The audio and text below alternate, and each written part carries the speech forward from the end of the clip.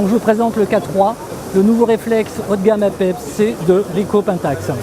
Donc en quelques lignes, en quelques mots, le Ricoh Pentax K3, c'est un nouveau capteur CMOS de 24 mégapixels, dépourvu de filtre passe-bas, mais sur lequel on a ajouté un filtre numérique anti-moiré. C'est aussi un nouveau système autofocus, puisqu'on passe de 11 à 27 collimateurs AF sélectionnables individuellement. C'est également une nouvelle cellule, on passe sur un modèle matriciel à 86 000 zones. Il faut noter qu'auparavant on était sur une cellule à 77 zones. C'est aussi donc une nouvelle connexion Wi-Fi. Alors via la nouvelle carte SD FluCard qui va permettre donc de piloter l'appareil donc via le PC avec tous les réglages possibles et inimaginables.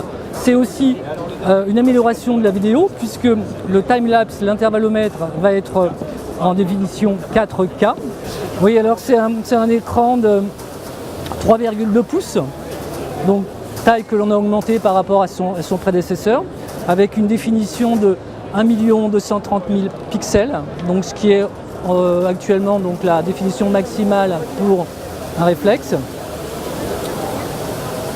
Nous avons une double sécurité pour la molette principale, donc déverrouillage ici et verrouillage à ce niveau-là.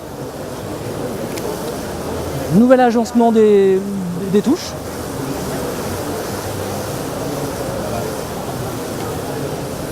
Donc bien sûr, les deux molettes pour sélectionner les paramètres.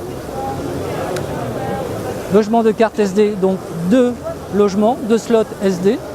Une que l'on peut dédier à la FluCard pour la connexion Wi-Fi par exemple, et l'autre pour la prise de vue donc normale.